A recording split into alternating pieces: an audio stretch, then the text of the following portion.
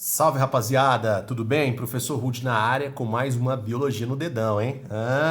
Como é que vocês estão? Beleza? Ó, se prepara, toma um café, respira, senta, pega papel, caneta, vamos anotar. Hoje a gente vai trabalhar um dos bichos mais cabeludos da biologia. Lê aqui pra mim, ó. Respiração celular. Essa é a aula de hoje, tá?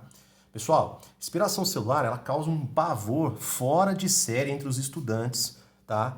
Do ensino médio e dos cursos preparatórios. Ó, se você que é do ensino superior, está fazendo a sua preparação para outro curso, ou se você está querendo usar essa aula aqui como uma aula para ajudar nas suas provas do ensino superior, isso não é recomendado para você, tá?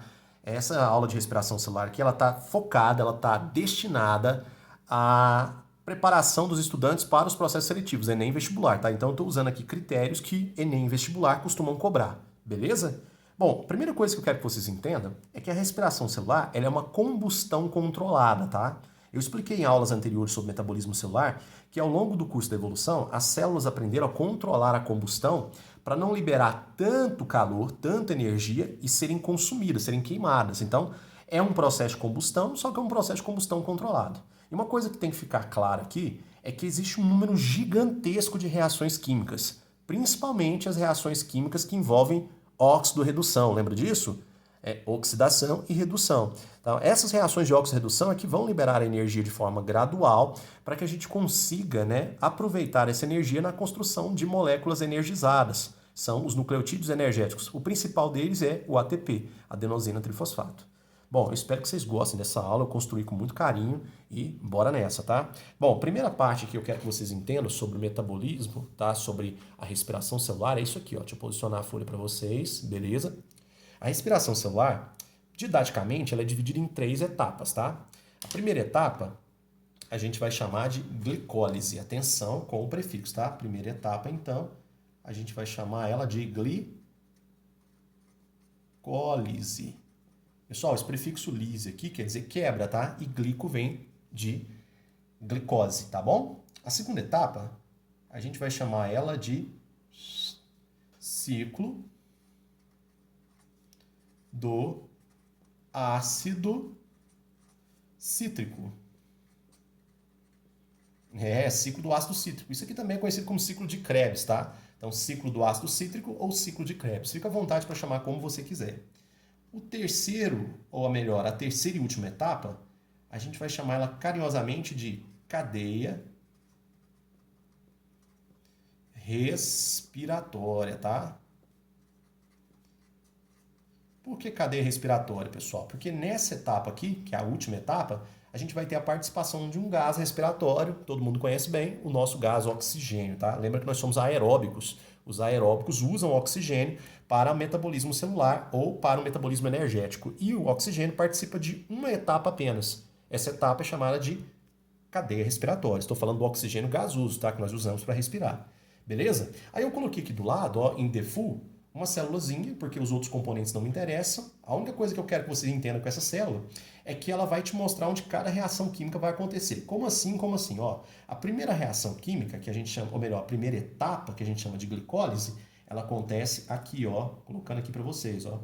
A etapa 1 acontece no citoplasma. Então eu coloquei aqui já, ó, o desenho da etapa para que vocês possam entender. Já as outras 2 etapas, elas acontecem aqui, ó, no interior dessa organela. Como é que é o nome dessa organela, pessoal? Essa organela é a mitocôndria. Então, para quem não conseguiu entender, a primeira etapa acontece no citoplasma da célula, ok? Vou até colocar aqui, ó, citoplasma. E a segunda etapa, ó, a segunda e a terceira etapa, as demais etapas, acontecem no interior dessa organela que eu fiz bem grandona aqui, bem destacada, que nós chamamos de mitocôndria, tá? Então, glicólise acontece no citoplasma, beleza? O ciclo do ácido cítrico, conhecido também como ciclo de Krebs, e a cadeia respiratória acontecem dentro da mitocôndria, ok? Muito bom. Vamos começar? Vamos começar aqui pela nossa querida glicólise. Deixa eu posicionar aqui para ficar melhor para vocês, ficar mais fácil para vocês acompanharem. Então, bora aqui. Beleza, ó. Primeira coisa que eu quero que vocês entendam é que essa primeira etapa, ela não é obrigatória, tá? Ela vai acontecer se o substrato energético envolvido for a glicose. Se o substrato energético for, por exemplo, moléculas derivadas da quebra de gordura ou da quebra de proteína, aí a gente já pula para cá, ó, ciclo do ácido cítrico e cadeia respiratória, beleza? Então a primeira etapa só vai acontecer se tiver em jogo um substrato conhecido como glicose. E é o que eu estou representando aqui, ó, tá vendo essas bolinhas verdes? Essas bolinhas verdes unidas aqui representam a molécula de glicose. Para quem não lembra, a glicose é uma hexose. Então ela é formada por 6 átomos de carbono, é a famosa C6H12O6, tá? Essa é a molécula de glicose. Show, né? A molécula de glicose, pessoal, um carboidrato, ela vai fazer parte dessa primeira etapa. Bora lá? O que eu quero que vocês entendam? A gente vai quebrar a glicose. Esse processo é chamado de glicólise. Para quebrar a glicose, a gente tem que tornar essa molécula uma molécula simétrica, tá? Para que você entenda isso melhor, olha o que vai acontecer. Eu vou adicionar aqui, ó, as bolinhas, fosfato. Como assim, professor? Eu vou adicionar aqui em cada extremidade da molécula um fosfato, que a gente representa como fósforo inorgânico. Para isso acontecer, para eu adicionar o fosfato, eu tenho que fosforilar a glicose. Para fosforilar a glicose, eu vou gastar 2 ATPs. Para quem não lembra, ATP é adenosina trifosfato. Esses 2 ATPs vão se transformar em 2 ADPs. Por que vão se transformar em 2 ADPs? Porque eu vou adicionar aqui, ó, nas extremidades, o PI, que é o fósforo inorgânico. E de onde veio esse PI? Fósforo inorgânico veio de cá, ó, do ATP. O ATP foi quebrado em ADP, liberando esses PIs. Eu vou adicionar os fósforos nas extremidades da molécula, transformando essa molécula aqui que vocês estão vendo agora numa molécula simétrica, uma molécula que tem lados iguais. Eu posso quebrá-la ao meio. Essa molécula também é uma hexose e ela ficou conhecida como frutose. Ó, frutose 1,616 bi ou difosfato. Legal, né? Então, eu adicionei fosfato nas extremidades para tornar a glicose uma molécula simétrica. Que molécula surgiu? Surgiu a frutose. Lembra que a frutose e a glicose são isômeros, né, pessoal? São moléculas que têm o mesmo número de átomos, tá? Só muda a geometria estrutural da molécula. Tudo bem? Agora dá para quebrar. Pá! Eu vou quebrar essa molécula chamada de frutose 1,6 de fosfato ao meio. Ao quebrar, pessoal, olha só que interessante, eu formo aqui, ó, 2 trioses. Legal, né? Formo 2 trioses. Formo 2 trioses. Legal, né? Ao formar essas trioses, pessoal, vocês vão perceber o seguinte, essas trioses elas são instáveis, elas podem se desmanchar. Para elas aumentarem a estabilidade, existem enzimas aqui que estão participando do processo, que eu não representei aqui, que vão adicionar aqui em cada extremidade da molécula fósforo inorgânico. Lembra que o fósforo inorgânico ele é um elemento muito comum no citoplasma das células, né? É um sal mineral. Então vai adicionar aqui na extremidade o fósforo inorgânico. Então vai colocar um fósforo inorgânico de cá e vai colocar um fósforo inorgânico de cá. Beleza? Então agora elas estão estabilizadas. Durante esse processo de quebra, olha que interessante, pessoal. Vai ser liberado elétron e vai ser liberado hidrogênio com carga positiva. Elétron e hidrogênio com carga positiva, todo mundo sabe que são radicais livres, geram prejuízo químico aqui na célula.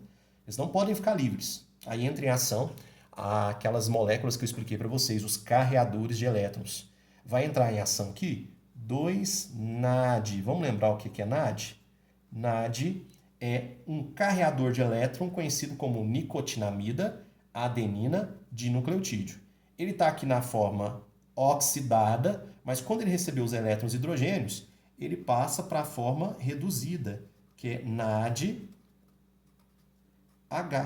Beleza? Então, o NAD recolheu esses elétrons hidrogênios provenientes da quebra da molécula. Como é que é o nome desse processo? Glicólise. Interessante, não é? Agora vem uma parte muito bacana que vocês têm que prestar atenção. Essas duas moléculas que foram formadas aqui, essas duas trioses, veja que elas são fosfatadas, tá vendo aí? Tem fósforo, fósforo, fósforo, fósforo. Essas moléculas que estão fosfatadas, elas podem transferir esses fosfatos para os ADPs. Como assim? Como assim? Transferindo fosfato para os ADPs, elas vão gerar ATPs. A gente chama essa transferência de fosfato por fosforilação. Então, essa triose, que é uma molécula com 3 átomos de carbono, tem 2 fosfatos, vai transferir os seus fosfatos para 2 moléculas de ADP, formando 2 moléculas de ATP. Interessante, não é? Do lado de cá, olha só.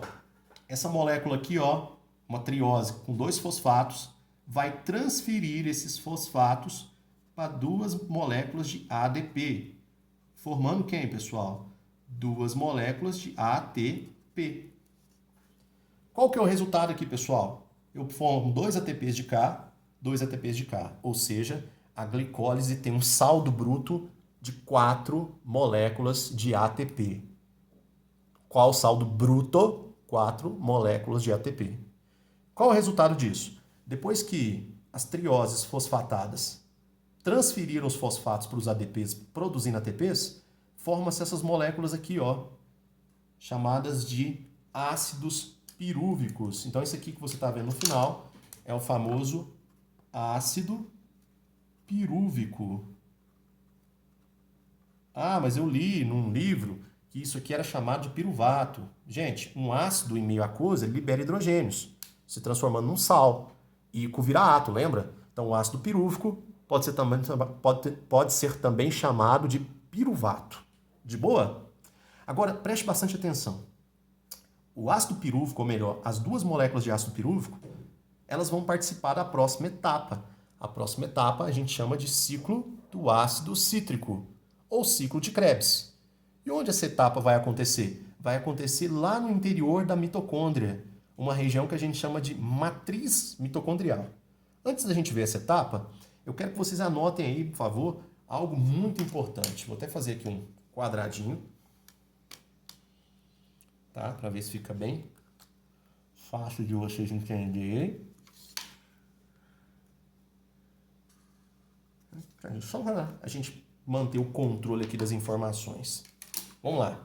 O que é importante lembrar quando se trata da glicólise? A glicólise é a quebra da glicose. Essa etapa só vai acontecer se a gente estiver fazendo a respiração com glicose, combustão com glicose. Bom, o saldo que eu vou colocar aqui, ó, com esse cifrão, o saldo líquido é de apenas 2 ATPs. É baixo, tá? Mas a gente produz aqui, ó, componentes que vão fazer parte da próxima etapa. Então a gente vai produzir aqui, ó, 2 ácidos pirúvicos. Ok? E outra coisa interessante, a gente coletou elétrons e hidrogênios usando o quê? Um carreador chamado de NAD. Então a gente produziu 2 NADH. Isso aqui é muito importante, viu, pessoal? Porque no saldo final da respiração celular a gente vai contabilizar tudo isso. Então, a glicólise ela rendeu para nós 2 ATPs, 2 ácidos pirúvicos e 2 NADH, ou seja, o NAD na forma reduzida. Quando se trata do NAD, vale a pena a gente, né, lembrar de algo muito importante aqui. Vou fazer um alerta, tá bom? Para que vocês não se esqueçam, como se fosse aqui um sinal de trânsito. De boa? O que eu quero que vocês anotem aí, pessoal? Quando se trata do NAD, o NAD ele é uma molécula que é resultado da metabolização ou da transformação química de uma vitamina do complexo B.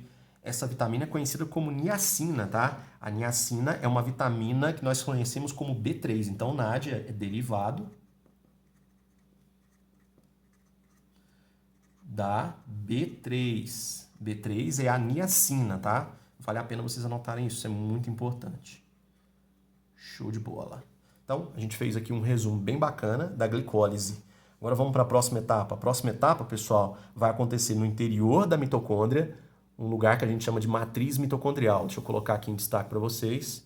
Tá aqui, ó, todo esse ciclo de reação que você está vendo aqui, nós chamamos de ciclo do ácido cítrico ou ciclo de Krebs, tudo bem? Ciclo do ácido cítrico ou ciclo de Krebs. Bom, o ciclo do ácido cítrico, gente, ele começa aqui, ó, com o que foi produzido na glicólise. Essa triose com 3 átomos de carbono. Como é que é o nome dessa triose? Vamos escrever lá de novo. É o ácido pirúvico, ó. Ácido pirúvico. ácido pirúvico ou piruvato. O que vai acontecer com ácido pirúvico ou piruvato? Bom, vai acontecer aqui o seguinte, ó, preste atenção. Vai acontecer uma quebra aqui, ok? E essa quebra vai gerar a liberação de um carbono. A quebra e a liberação de um carbono, a gente chama isso de descarboxilação, tá? A descarboxilação do ácido pirúvico produz um gás que é muito comum em reações de combustão. Esse gás é conhecido como CO2, tá? E o CO2 está sendo liberado aqui desse processo. Com a descarboxilação do ácido pirúvico, acontece a liberação de elétrons e também de hidrogênios com carga positiva. Esses elétrons e esses hidrogênios vão ser coletados por 2NAD, tá? Como assim, professor? 2NAD? Lembra que são 2 ácidos pirúvicos? Muito bem. Então, 2 ácidos pirúvicos vão liberar os carbonos. E aí, libera elétrons e hidrogênios. Esses elétrons e hidrogênios serão coletados pelo NAD, que é o nosso carreador ou transportador de elétrons. Nicotinamida, adenina, dinucleotídeo. Aqui na forma oxidada, NAD+, pega os elétrons e hidrogênios e passa para a forma reduzida. 2NADH. Beleza? E aí, qual é o resultado disso? O resultado disso é essa molécula aqui, ó, com apenas 2 bolinhas, 2 carbonos. Essa molécula, pessoal, é conhecida como acetil. Como é que é o nome dela? Acetil. É o acetil. Gente, o acetil ele vai fazer parte das reações de óxido-redução que formam o ciclo de Krebs ou ciclo do ácido cítrico.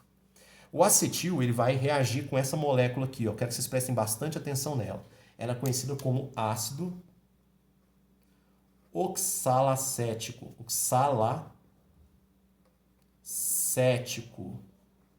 Tá? O ácido oxalacético ele tem 4 átomos de carbono. Perceba que eu estou usando uma cor diferente aqui. Eu estou usando a cor roxa para você não confundir os carbonos, né, provenientes da glicose com os carbonos provenientes de outras moléculas que participam do ciclo de reações. Tá? O ácido oxalacético ele vai reagir com o acetil. Mas para ele reagir com acetil, é necessária a participação de um componente químico conhecido como coenzima A. Tá? Vou colocar aqui, ó, é a coenzima A. Vou fazer até de rosa aqui para ficar bonito para vocês. Ó. É a CoA. CoA quer dizer coenzima A.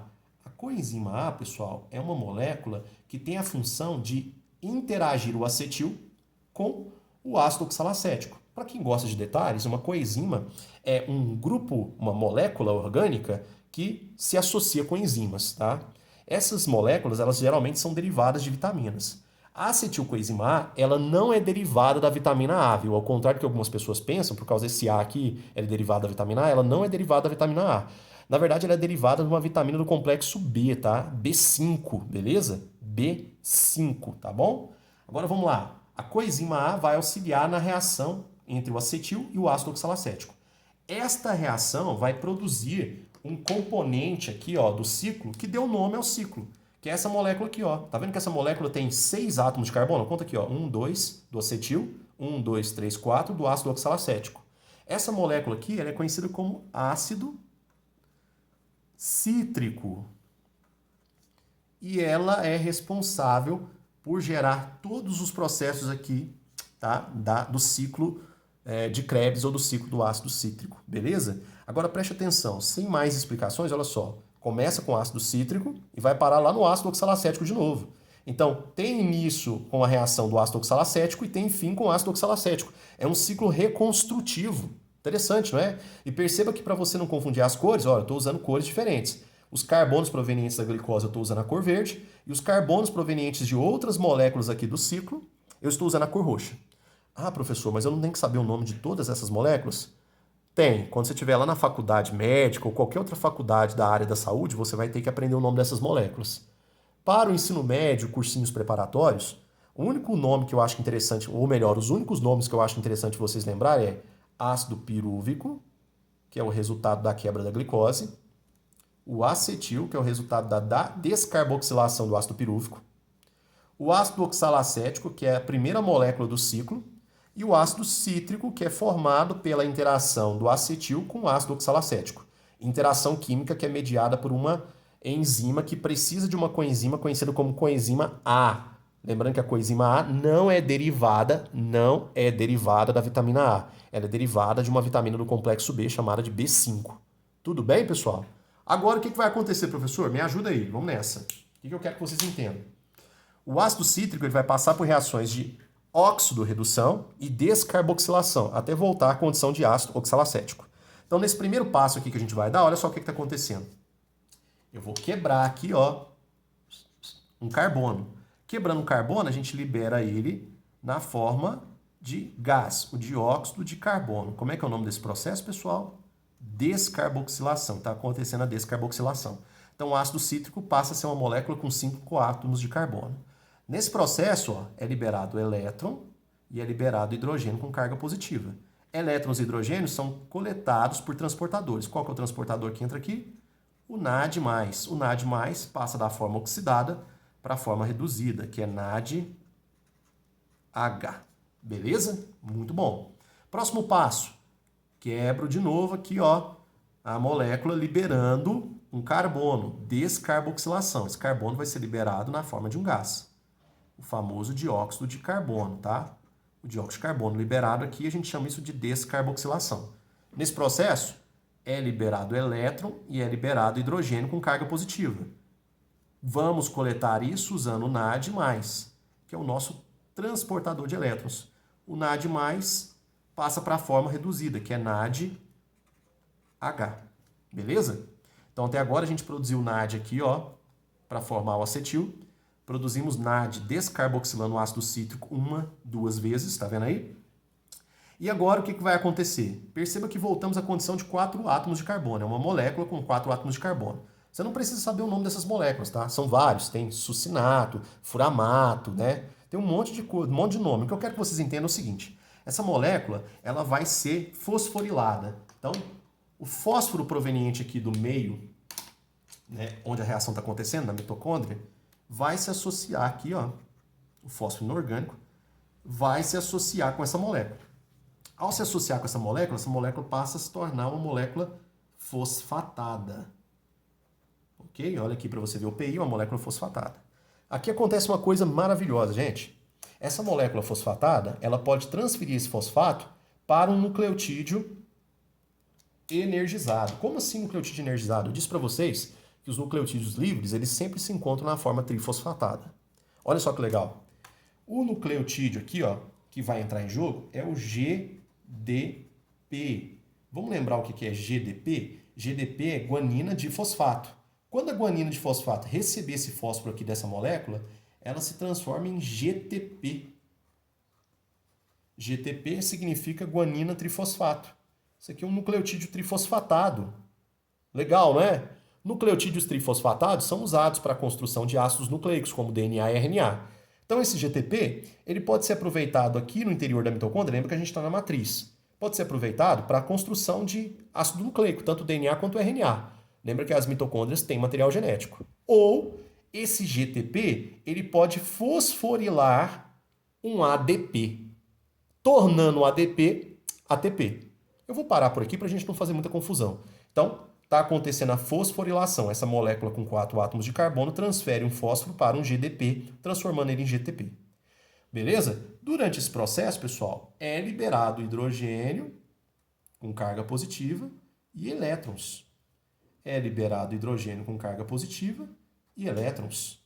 Esses hidrogênios e elétrons serão capturados pelos transportadores de elétrons. Qual que é o transportador que a gente vem falando o tempo todo? O NAD.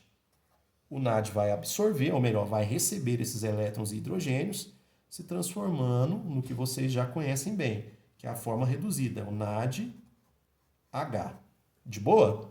Só que agora vai entrar um outro transportador de elétron em jogo, que a gente estudou na primeira aula de metabolismo energético, quando eu falei de ATP e carreadores. Este carreador de elétron, ele é conhecido como FAD. Olha aqui, ó, FAD. O FAD vai ser reduzido, se transformando em FADH2. Pessoal, o FAD é a sigla que a gente usa para dizer flavina, adenina, dinukleotídeo.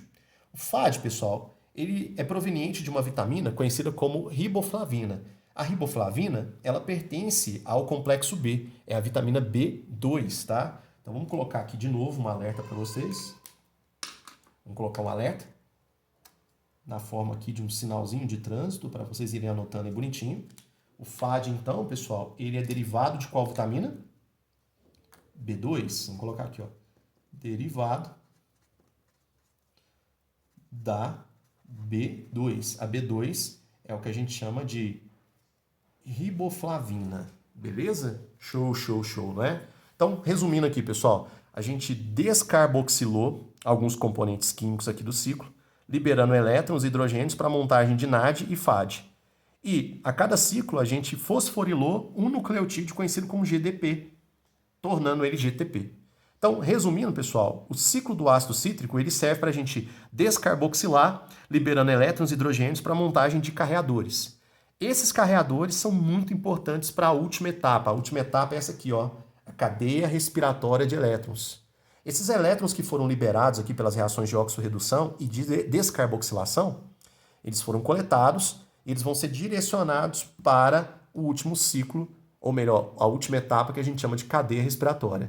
E é isso que eu quero que vocês entendam agora, tá? Beleza? Vamos lá? Essa é a parte mais importante.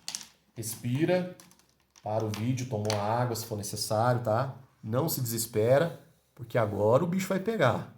Deixa eu ver se está aqui em foco para vocês. Isso, tá legal, tá em foco. Muito bom. Bora lá. Bom, vamos entender aqui o que vocês estão olhando primeiro. Vocês estão olhando aqui um desenho de membrana bicamada fosfolipídica, não é? Essa membrana que vocês estão vendo aqui, ela é a membrana interna das mitocôndrias. Lembra que as mitocôndrias têm duas membranas, né? Membrana interna, que é cheia de dobrinhas, e membrana externa, né? Que é uma membrana lá que a gente estudou nas aulas de endossimbiose, que é proveniente lá do fagossomo. A mitocôndria e o cloroplasto são organelas que tiveram uma origem endossimbiótica. Se você não viu essa aula, eu posso enviá-la para vocês, basta vocês me pedirem, me solicitarem, tá? Bom, aqui na membrana, você vai ver que existem aqui umas estruturas que eu fiz aqui com forma meio de bolinha, e essas estruturas elas são as enzimas de óxido-redução de membrana. Essas enzimas, pessoal, elas ficaram conhecidas em conjunto como cadeia de transporte de elétrons. Por quê? Porque elas passam elétrons umas para as outras em reações de óxido-redução. E essas reações de óxido-redução vão gerar a energia necessária para a gente montar as moléculas de ATP. Até agora a gente montou praticamente nada de ATP, né? Agora a gente vai montar muito ATP. Beleza? Então espero que vocês entendam. Vamos lá. Então isso aqui você está vendo a membrana interna, tá? E aqui, olha só que interessante, ó, eu coloquei a membrana dividindo o espaço em duas partes. Essa parte externa aqui a gente vai chamar de espaço intermembrana. Para quem não lembra, gente, o espaço intermembrana é aquele intervalo entre a membrana externa e a membrana interna, tá, da mitocôndria. E aqui na parte de baixo, ó, deixa eu ver se vocês estão vendo bem, isso, aqui, ó, mais aqui. Aqui na parte de baixo, vocês estão vendo o interior da membrana, que a gente chama de matriz. Beleza? A gente chama de matriz. Então eu tenho aqui a membrana interna, do lado externo, o espaço entre a membrana, espaço intermembrana, e na parte interna a matriz, onde está, por exemplo, acontecendo o ciclo de Krebs. Beleza? Agora, olha que loucura, pessoal. Existe um número muito grande de proteínas aqui que são em conjunto chamadas de cadeia de transporte de elétrons. Professor, precisa saber o nome de todas elas? Não. Eu vou colocar o nome de algumas aqui para vocês, porque eu acho legal, mas você não precisa saber o nome de todas elas. O que eu quero que vocês entendam é que essas enzimas elas vão participar de reações de oxorredução. Elas vão passar entre si elétrons. Uma vai ganhar, outra vai perder, uma vai ganhar, outra vai perder, uma vai oxidar, outra vai reduzir. E essa passagem de elétrons vai gerar toda a energia necessária para a gente montar um volume bacana de ATP, adenosina trifosfato. É isso que eu quero que vocês entendam, tá bom? Vamos começar por essa aqui, ó. Essa aqui eu já vou pôr nome porque eu acho que é uma enzima muito importante que vocês saibam o nome. Essa enzima aqui, ó, que eu estou colocando o nome, vou colocar aqui, ó. Ela é conhecida como NAD desidrogenase. NAD desidrogenase. Gente, ó, desidrogenase, olha só, desidrogenase. Desidrogenar é o contrário de hidrogenar. Então, a NAD desidrogenase, que é essa bolota roxa grandona aqui, que eu estou usando no meu desenho, é uma enzima que vai fazer o seguinte, ela vai tirar, olha que legal, pessoal, ela vai tirar do NAD, ó, do NADH, ela vai tirar isso aqui, ó, dê para mim, os hidrogênios. Além de ela tirar os hidrogênios, ela também tira os elétrons. Olha que legal. Quando ela tirar os elétrons, esses elétrons passam para cá, ó. Então você está vendo o elétron passando para o interior dela. Ou seja, ela está ficando reduzida. Enquanto o NAD se transforma na forma que vocês conhecem como forma oxidada. Ele vai virar o NAD+. O que acontece com esse NAD+? Ele volta para as etapas anteriores para coletar mais hidrogênios e elétrons. Legal, né? Quando esta enzima receber esse elétron, ela vai ficar reduzida. Legal, né? E ao ficar reduzida, vem outra enzima e remove esse elétron dela, ou seja, oxida ela. Então, os elétrons vão passar desta enzima para essa. Durante a passagem dos elétrons, isso gera a energia necessária para que esta molécula consiga bombear para cá, ó, os hidrogênios com carga positiva. Como assim? Como assim? Vamos com calma. Quando essa molécula aqui passa os elétrons dela para essa, quando acontece a reação de oxirredução, isso libera energia para que essa mesma enzima bombeie hidrogênio do interior da mitocôndria, como é que eu chamo de interior? Matriz, para o espaço, conhecido como espaço entre o quê? Membranas. Está acontecendo um bombeamento de hidrogênios. Agora calma, viu? Toda vez que você escutar um professor de biologia escutar ele falar ou escrever bombeamento, isso é transporte ativo, envolve gasto de energia. Então, a passagem de elétrons vai liberar a energia necessária para essa enzima bombear hidrogênios do interior da matriz para o espaço entre membranas. Legal, né? Essa enzima pequenininha aqui também, ela também recebe elétrons, ok? Vou colocar aqui os elétrons, ó. Legal, né? Ela recebe elétrons do FAD. Lembra o que é FAD? FAD é flavina, adenina de nucleotídeo. Libera elétrons e também libera hidrogênios com carga positiva. Show, né? Quando esses elétrons passam para cá, ó, esta enzima ela fica reduzida, lembra? E ela transfere esses elétrons para cá, para essa outra enzima. E essa outra enzima fica reduzida. Então vai acontecendo a transferência de elétrons, reações de oxirredução. Ao transferir elétrons entre si, estas enzimas adquirem energia necessária para bombear hidrogênio do interior da mitocôndria, como é que eu chamo? Matriz, para o espaço entre membranas. Gente, vai chegar um momento, sem brincadeira, que esse espaço aqui vai ficar abarrotado, vocês escutaram a expressão abarrotado? De hidrogênios. Vai ficar saturado, cheio de hidrogênios. Interessante, não é? Cheinho de hidrogênios, olha aí. Olha que loucura. Por causa dessa transferência. Então, o NAD liberou os elétrons para a enzima, passa para sua forma oxidada e vai embora. O FAD libera elétrons, passa para sua forma oxidada. FAD e vai embora.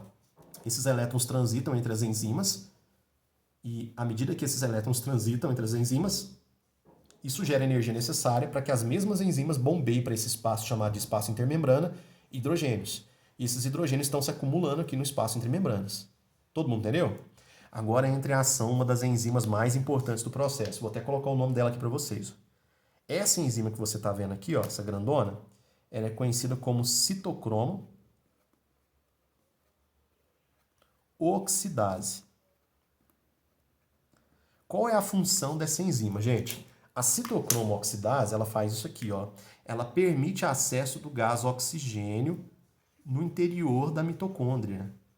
O gás oxigênio está entrando, ele está se difundindo, e para ele entrar no interior da mitocôndria, ele passa aqui por dentro dessa enzima chamada de citocromo oxidase. Ele passa aqui por dentro dela. E olha que legal, pessoal, os elétrons eles estão passando aqui, ó, entre as enzimas, tá vendo? E também estão chegando aqui na citocromo oxidase. Então está chegando os elétrons aqui. O que a citocromo oxidase faz? Ela permite a entrada do oxigênio e também permite a passagem desses elétrons para cá, para essa reação que vocês estão vendo aqui. Ó. Beleza? O que vai acontecer, gente? O oxigênio que está entrando aqui por meio da citocromo oxidase, ele vai receber esses elétrons que transitaram aqui, ó, pelas proteínas. Esse elétron que está transitando pelas proteínas vai ser recebido pelo oxigênio. Então o oxigênio ele recebe até um título, pessoal. Ele ficou conhecido como aceptor final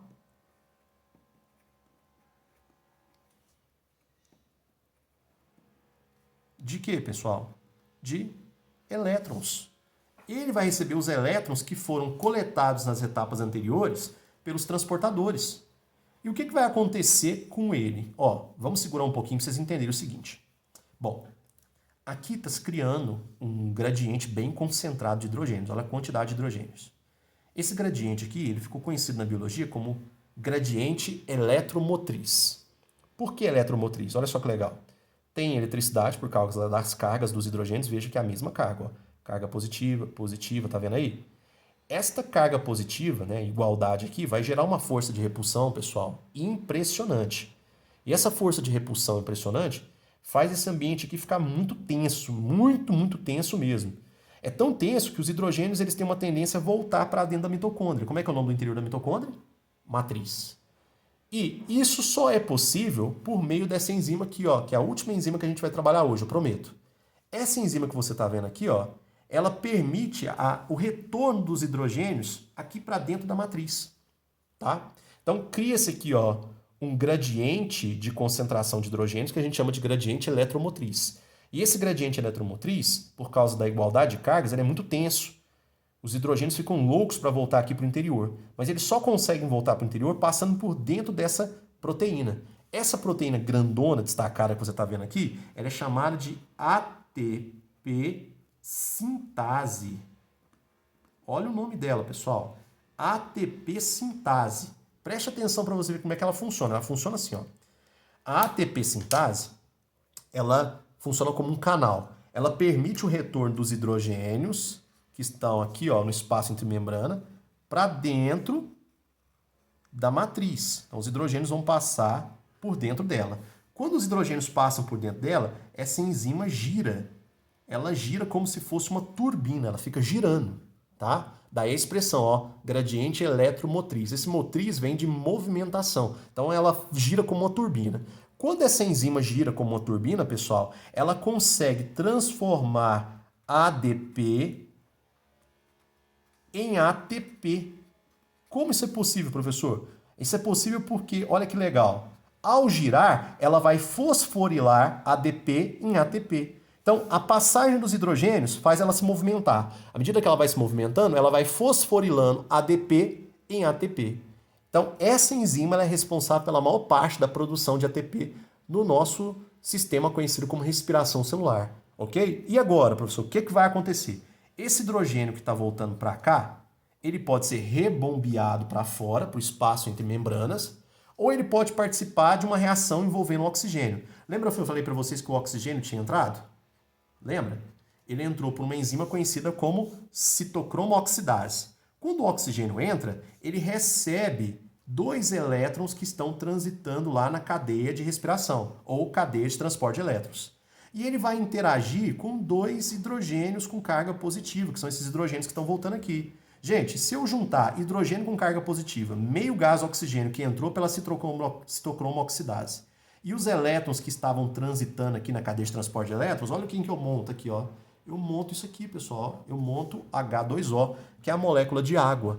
Essa água que eu estou montando aqui ela é conhecida como água metabólica. Olha que legal isso, gente. O oxigênio ele é o aceptor final de elétrons e ele recebe elétrons que estão transitando aqui na cadeia de respiração, hidrogênios que passaram pela ATP sintase para montar a água.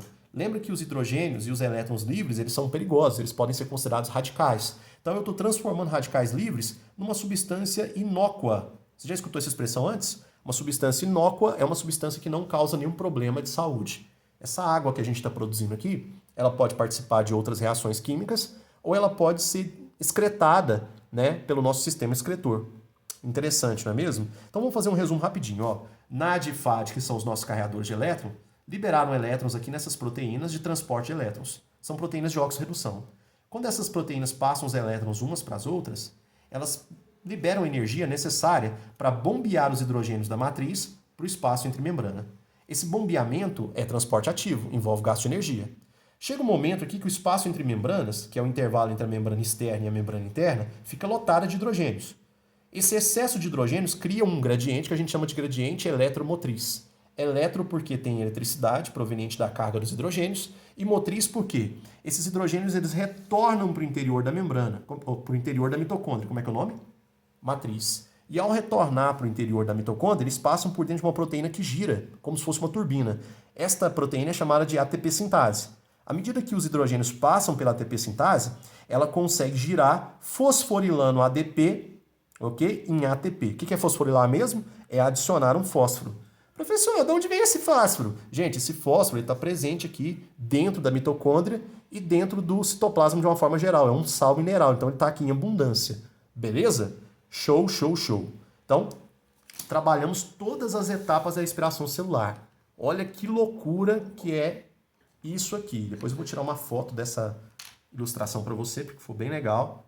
E eu quero que vocês agora respirem fundo, porque agora a gente vai para uma parte que geralmente cai em muito exercício, que é o levantamento do saldo gerado por esse processo, tá? Então, reprisando rapidinho. Glicólise, produzimos 2 ATPs, 2 NAD, ácido pirúvico, belezinha? Ciclo de Krebs, nós descarboxilamos, liberamos CO2, produzimos NAD e FAD, produzimos GTP, que é guanina de fosfato, e na cadeia de transporte eletrônico, nós liberamos a energia necessária pelo fluxo de elétrons para produzir ATP por meio da ATP sintase. Agora vem a parte mais interessante, que é o saldo. Respira aí, que são os minutinhos finais. Tchan. Olha aqui o saldo, pessoal. Saldo, estou chamando de saldo, o que nós fomos capazes de produzir de ATP. Tudo bem? Vamos lembrar aqui juntos. Lá na glicólise, nós produzimos 2 ATPs como saldo líquido. Beleza? E também produzimos 2 NADs, que são os carreadores de elétrons. De boa? Lá no ciclo de Krebs, nós fabricamos 2 NADs, tá? 2 NADs, quando a gente transformou eles em acetil, 2 moléculas de acetil. De boa? Produzimos em cada ciclo, 3 NAD e 1 FAD. Mas você tem que lembrar que são 2 ácidos pirúvicos que estão participando do ciclo. Então, se a gente multiplicar 3 NAD por 2, dá 6. Se a gente multiplicar FAD por 2, dá 2. Resumindo, pessoal, por glicose, no ciclo de Krebs, nós produzimos 2 NAD, quando transformamos em acetil, o ácido pirúvico em acetil, 6 NAD e 2 FAD por ciclo. Lembrando que o ciclo também é responsável por fosforilar GTPs. E nós produzimos, por molécula de glicose, 2 GTPs, que são guanina trifosfato. Lembrando que a guanina trifosfato pode fosforilar ATPs, formando adenosina trifosfato. De boa? Então a gente tem aqui todo o levantamento. Eu vou repetir de novo com calma. Respira bem devagar. Se precisar, para o vídeo, volta, assiste de novo.